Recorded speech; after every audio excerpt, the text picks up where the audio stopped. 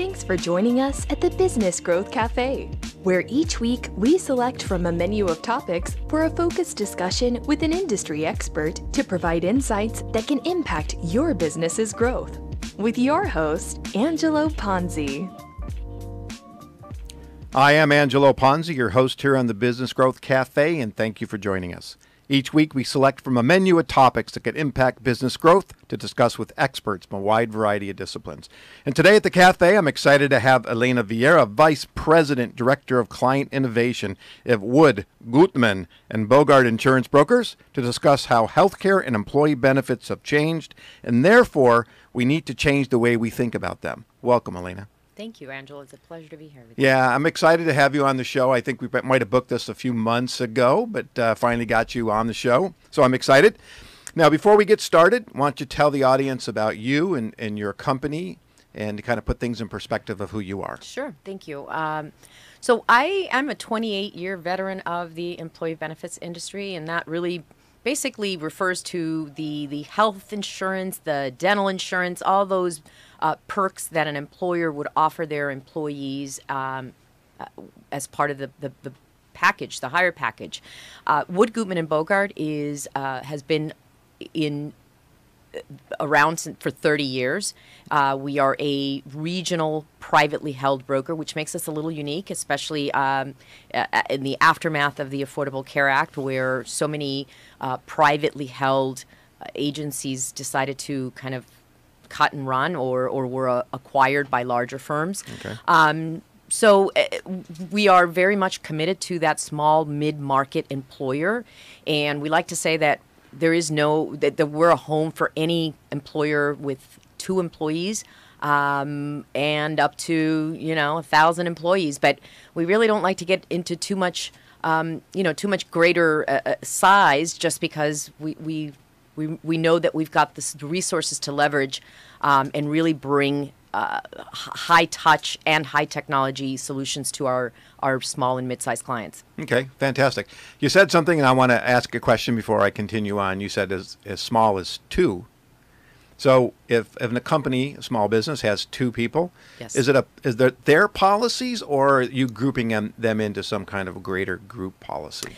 There really aren't greater group policies at this point. That's actually something that we're looking into, and you may have seen a lot of news about, is this idea of association plans. Okay. But no, these are their own. This would be a 2-employee group, and I'm starting my own benefits program. Wow, that's fantastic, actually. As a solopreneur, so to speak, and have been previously, I remember getting my insurance for myself before, and that was not an easy task. Sounds like things have changed since I've had to do that. So part of your job also is looking and helping small businesses. So you're a hunter in a sense, going out and looking for new business. So when we think about business growth and business growth from your perspective, what keeps you up at night when you think about growing your business? That's a really good question, Angelo. And I think, first of all, I'm blessed to sleep very well. Okay. So, but I would say that it's the managing of expectations. And I think because employee benefits is such a high ticket item for any employer, I mean, it really becomes the second to payroll in terms of a business expense. And so the expectation is, there's a lot of expectations. There's, why can't I pay less? What should I be doing in order to recruit and retain talent? What are the best plans for my employees? It's endless, but really managing those expectations, as much of a natural problem solver as I am, there are those occasions where it'll keep me up at night when I'll get a doozy, and it's tough to navigate kind of what's available and what the expectations are. Sure, because it's not just about, here's your plan. It's you're really solving the solution, the problem, the pain point, if you will, for the employer to make sure that they've got the best package for the lowest cost, right? It is all about value, and the idea that as brokers we place coverage is only a very tiny part of what we actually do, or should be doing anyway. Mm-hmm. it really is developing tactics and strategies to help an employer achieve certain initiatives. And we're seeing, as I know you and I have talked, a lot of attention on this idea of recruitment and retention and the benefits role in that, the employee benefits package role in that, which has really gotten to the forefront of recruitment and retention. So when you talk about tactics and strategies, then, so really you're sitting down with the employer and saying, okay, what's your goal? Kind of like I do from a marketing standpoint, right? What are you trying to achieve? What's your goal? And you're doing the same thing. And so when I look at a strategy, and then eventually, how are we going to reach, let's say, our goal, and then we bring in the tactics to help solve that. So it's really a similar process in the sense, except your tactic is whatever the packages happen to be. It's completely similar to what you do, and you use a term about integrating marketing strategies. Yes. There really is not a lot of difference here. For us, it becomes the marketing is almost internal. The marketing is the employer marketing to the employees. So my role is integral to how do I sell the brand of these benefits to the employees and make sure that the employees are getting what they need out of the benefits. And that can get very challenging because we're talking about multi-generational workforces. We're talking about multicultural workforces. So it isn't a one-size-fits-all. And so it is all about developing a strategy that is very aligned to the demography of the group. What kind of employees do you have? Are they highly Hispanic? We obviously need the education piece is going to be very important. Either way, it's going to be spoken in their language or in the preferred learning method of that employee. Okay. And to your point, it was interesting about the generational differences, right? Someone in, let's say, the younger boomers or Gen Xers are thinking very differently about their packages because maybe they have kids and those kinds of things versus if you're a 25-year-old millennial that never feels they're going to get sick in the million years, right? Absolutely. And I mean, the statistics, there's just no end to the amount of information that's out there. And if you've got a lot of millennials in your workforce, maybe you're not buying the most expensive plans because that's not the pattern of behavior for them is to buy lower cost options. But you may have quite a number of Gen Xers or baby boomers in your also. Well, they definitely don't want those lower cost plans, right? Because they have families. They might be more interested or need financial planning, coaching. So it's really kind of understanding what the demographics are and what the patterns of the buying patterns are. Well, I think just in general, that insight alone for any small to medium-sized businesses that are listening to this show, the fact that really approaching your benefits and healthcare packages strategically, just like you do with your marketing and the sales of your program. Now, I was on your LinkedIn, and I love this line on your LinkedIn, and I'm going to read it. There are no magic bullets for reducing healthcare spend, but the market is breeding innovation in the midst of its transformation. Whether it's private exchange, a captive, or some other creative strategy, employers have more options than ever. Now, that's a pretty broad, arching statement. So let's drill down on that. So let's talk about, meeting the transformation and innovation in healthcare spend and how those benefits help a company grow. Yeah. So as far as the transformative comment is really because the Affordable Care Act was disruptive to the industry. Whatever side of the aisle of the conversation you're on, the fact is the fact. Right. It was disruptive, and some good came of that. I think that, a lot of us were forced to start to think and approach our business a little differently. I think that employers had to look at benefits differently. Some weren't offering benefits. Now they had to offer benefits. So that's where that transformation, and I think we're still in transformation because the dust has not at all settled on the Affordable Care Act, whether it's staying, whether it's going. But I think it's good because what we saw and what I've really seen is this whole innovation kind of cropping up around the periphery of this transformation. And not necessarily... We're seeing benefits that maybe traditionally weren't considered benefits before. Things that are now falling under that employee benefit umbrella that 10 years ago, you wouldn't have thought that was an employee benefit. Didn't exist yet, and we're going to talk about some of those a little bit later on. Really, then, if we talk about part of the benefits package, then it really becomes a strategy for the employer for customer retention or employee retention.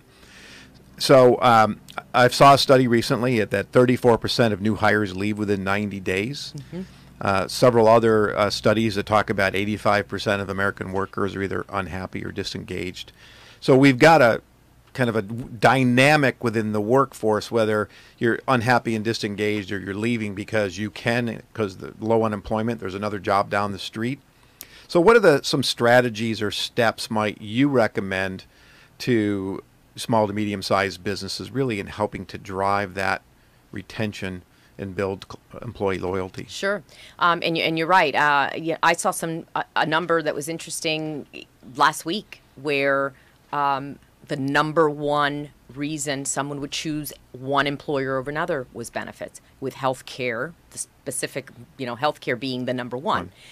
So absolutely, I think there's a gap in what, you have employees that have benefits and they feel like they understand their benefits and they're confident in their understanding, but they will still rate themselves very poorly on this scale of using those benefits to their full potential. So gaps in these areas that I think make this idea of what are we paying for and how much value is there. It's important to kind of draw that correlation and help bridge that gap. So I would say first and foremost that most employers need to accept that the benefits are a great recruitment and retention tool. They can be, because they can be customized. So it's one of those, there's limits to what you can do with payroll, right? I mean, unless you're going to do a huge reduction in force, there's not a lot of play there. But with benefits, you can add here, take out there, repurpose some dollars. But the key is that it needs to align with the demographics of the group. So throwing a bunch of benefits at a bunch of employees without really identifying whether or not those are relevant. Yeah, it makes sense. Yeah, it does make sense. And so I think part of that becomes really that communication and that investigative side versus, hey, oh, by the way, we're giving you whatever XYZ benefits, and you're thinking to yourself, well, I don't really care about that, right? Right. And so I think that's a strategy I assume that you guys use, is really spending that time, just like I do, right? Who's your customer, Mr. Client, and let's really understand who they are. And same thing for you. Right. You're really kind of digging in, understanding those dynamics, then you're bringing your solutions. Right. I mean, because solutions aren't solutions unless they're solving your specific problem. So, yes, there's the front end. And then on the back end, now we've got to deliver it and sell it to the employees. So that's where a really solid communication campaign, and depending, again, on the demographics of the group, do we do video? Because we know that certain Gen Xers respond very well to the video. Do they need a benefit guide, a printed guide? Because you've got some older generations that might prefer that. Or that's really the conversation. And then, or do we want to do one-on-one consultations, where we're actually sitting in front of the employee, speaking to them about their very specific needs, and consulting with them to create that level of engagement, which I know can be a loaded word because it almost starts to sound a little, mumbo-jumbo-y and, oh, it's engagement. But the truth is, if somebody's checked out and they're not connected to the value of what's being offered to them, that's kind of a problem, especially when it's this big a ticket item. Sure. And I have been on the client side and sat in these presentations where I was being presented all my options. And, here are 4 different or 5 different healthcare benefits for packages you can. Right. And I'm looking at this thing on, I have no idea what they're talking about. That's usually I take it home to my wife and say, can you figure this thing out? But I think that's really important. And you made, again, from a marketing standpoint and marketing internally, your millennials are going to be consuming information very differently than your boomers, and you have to understand that it isn't. You said it in the very beginning. It's not a one size fits all. No, and I would tack on to the comment you made about giving it to having your spouse look at it. Well, why not have the spouse at the meetings? Or why don't create an opportunity for there to be a webinar where spouses are, because those are the things that we know are that needs to happen. Yes, they're impacted. Absolutely. Absolutely. Absolutely. So you're making decisions for the family without the family being Right. involved. Right. I like that. We talked about, or you talked about, some of the kind of new benefits and tips and tricks that are going on in your industry, and I found this survey. It was conducted by Unum, 1,227 working adults, and they found that the most desired perks have to do with flexible work options and absence from management. So paid family leave, flexible remote work options, both received over 50% of the response. Then after that, it started to fall down. Right. So let's talk about a few of these, because some I've looked down. Professional development, yeah, makes sense. Sabbatical leave. Now, I've actually, I've heard that in the teaching world, but not necessarily in the business world where, hey, Mr. CEO, can I take a year off and do a sabbatical? You know what? I worked at an agency for a few years, and the senior partners had the option of sabbaticals. And I mean, think about it. If you could take 6 months off and, refresh and come back and, you're so much more productive. That's interesting. Do you have any clients that are doing that right now? I don't have any clients doing that right now. One thing I would say is I saw those numbers as well from the Unum report. I think that because millennials they're really making up the biggest segment of the workforce for most employers today, I would venture to bet it's having a little skew. That's skewing those numbers right. because they definitely are big on the flex time and the flexible work schedules. Well, that might make sense for the one that's 1, 2, 3, 4, 5, 6 down the list, student loan repayment. Now, I've heard you say this before, and that just fascinates me. I have 3 boys that Right. a few of them still have some student loans. So I find that really interesting as a benefit provided. So how does that work? So first of all, who would have ever thought to say exactly. student loan repayment and employee benefits in the same sentence? What we're seeing is, and I think we're going to see a lot more activity from that. So we've got a lot of millennials walking into the workforce with a lot of student debt. But it's not just them. There's also, some of the Gen X generation carrying some of that old student debt as well. Coupled with the fact that I think just plain old help with budgeting and those types of things and coaching. So a lot of financial wellness solutions in this innovation space. So this student loan is interesting. We're seeing a lot of activity in the small and mid-market employer. Still a lot of sitting on the fence, right? Waiting for something to kind of shift. Larger companies, we're probably taking a very hard look at that Abbott Labs case that came out last year, probably 6 months ago, from the IRS, where the IRS said, okay, you can put money into an employee's 401k if they provide proof that they are making student loan payments. So now you have an employer helping an employee pay off student loan debt via the 401k. Even if the employee isn't participating in the 401k, because what happens if I've got a $300 or $400 a month student loan payment, I probably don't have a lot of money to put in my 401k.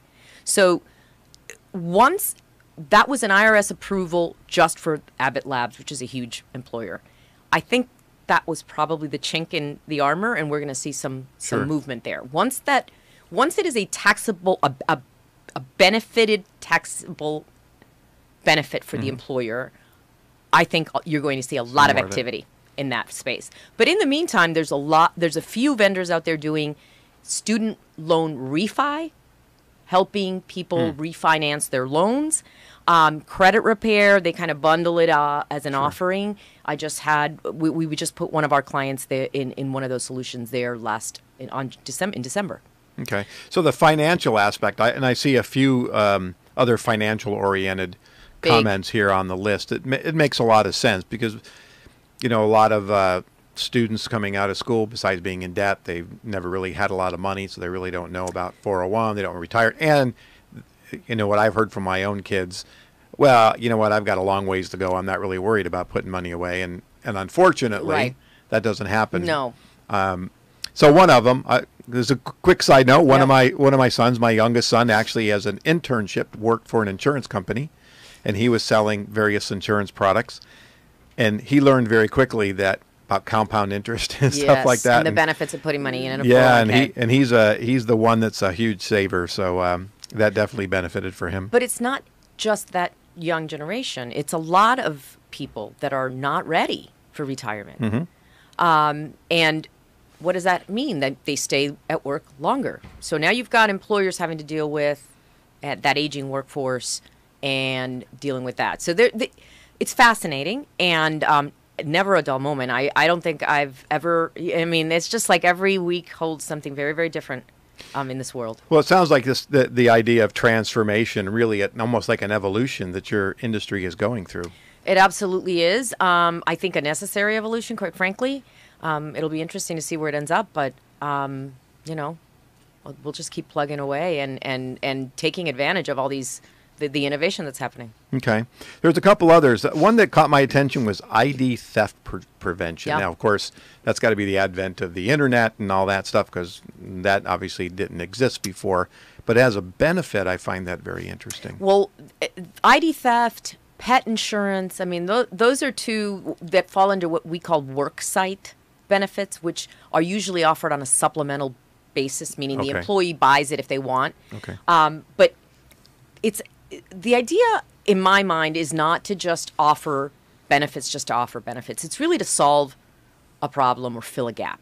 And that's when we're approaching that conversation with a client. It's really about, ID theft. Well, who doesn't need that? I mean, quite frankly, you never know, right? You could lose a credit card and all of a sudden you need to put a fraud alert on your account, or you lose your wallet and you don't remember what cards you had in there. Yep. It's happened to me. So it's nice to have an ID theft policy to fall back on. Okay, very interesting. I like the pet-friendly offices. I have the opportunity to work do some work with Purina, St. Louis, and in our meetings, in our presentations, there were dogs at my feet and all over the place. I always said to them, "Why don't you have cats running around?" They said, "Well, we tried that, but the cats, you can't kind of control them. They just have a mind of their own." So it make for very interesting dynamics. That's great. I was giving a presentation one day, and there was a dog right at my feet, and his tail was doing this, and I'm a mover and shaker when I'm presenting, and I was very nervous I was going to step on him because he was the dog of one of the head folks. Oh, jeez.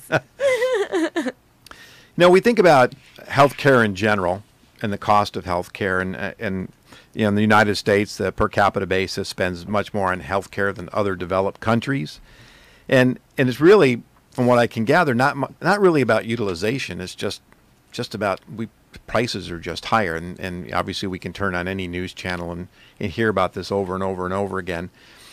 So, that cost graph, that line keeps going up and up and up and up. So what are some suggestions that you might want to give our audience about how to control some healthcare costs?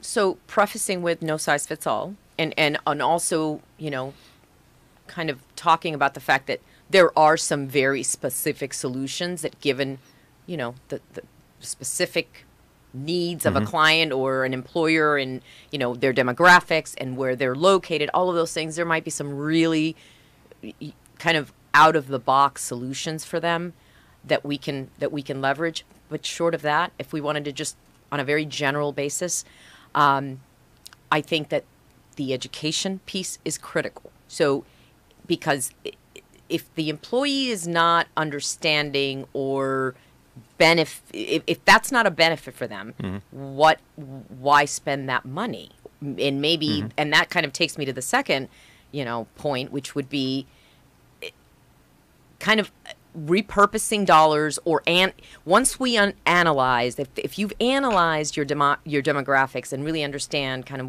what employees need what, now we can, if you've got a bunch of millennials, well, you don't really need the richest plan in the market. You probably are okay with, a bronze level plan or just a lower end plan, because they're not historically buying that rich level of benefits. So it's kind of that two-pronged, understand that there should be an alignment kind of your integrated marketing strategies. It's the integration of what do people need what do my people need, and then can I shift some dollars around? Okay, maybe I don't get a huge savings, but maybe I can repurpose the dollars. And then the other piece is following up with making sure that the employees are understanding and utilizing those benefits appropriately. You have a couple peaks we talked about just before the show started. Yes. What happens in between those two peaks? I mean, what's your engagement and your involvement with your clients from that educational standpoint? Do you do quarterly meetings with them and making sure that employees are understanding? And because that is a huge, in talking to the folks on your side of the fence before, when I was client side, they said that was one of the biggest obstacles they had, was getting people to read the books and read the information, and because it was like, oh yeah, it's too confusing. And it's kind of, so we have two peaks, and unfortunately, we say you shouldn't only be talking benefits during open enrollment, because there's not an adequate amount of time for people to digest and understand. The challenge is, of course, making sure that employers they've got a core business. So talking benefits all year round is just doesn't make sense. So getting it to a point where you're pinging those employees and putting information in front of them in little bite-sized pieces over the course of the year is very, very important. But, off the peaks, we're servicing. We've got compliance to help them with. We've got, 6 months before the renewal, we're coming out to meet with them. So it's not like oh my God, there's nothing going on, during these peaks. There's definitely ongoing, education and all of that's going on. All right. So then really anybody who's small to medium-sized businesses that are basically being sold some products and services, and then they never see their agent again, if you will, that's really not what you want. Just like from a marketing standpoint, you're constantly servicing. Correct. So believe it or not, we are out of time. It went by really fast. It did. So why don't you tell the listeners how they can reach you and contact you if they'd like to have more information? Absolutely. So you can email me at EV as in Victor, IERA at WGBIB.com. You can obviously look me up via LinkedIn as well. Elena, ELENA, Viera, V as in Victor, IERA. All right. Well, thank you so much. You, I think this has been a great conversation. Certainly a lot of good strategy ideas. And frankly, I learned a little bit because I thought maybe a little more cut and dry than I would have thought. And doing the research on this, it really opened my eyes, and you've even made them open up wider. Thank you so much for that. Thank you. Thank you for having me. Yeah, absolutely. Well, thank you for joining us on the cafe today. You can find out more about me and read my blogs or view my shows at theponzigroup.com. or connect with me on LinkedIn. That is the easiest way to reach out. And you can also subscribe to our show at thebusinessgrowthcafe.com, where we are on iTunes, Google Play, Spotify, Stitcher, Spreaker, SoundCloud, and coming soon to iHeartRadio and others around the world. Join me next week for lunch at the Business Growth Cafe. Thank you for listening to today's discussion at the Business Growth Cafe with your host, Angelo Ponzi. Take a moment to subscribe to this podcast and visit our website at www.businessgrowthcafe.com. Read Angelo Ponzi's blogs at www.theponzigroup.com.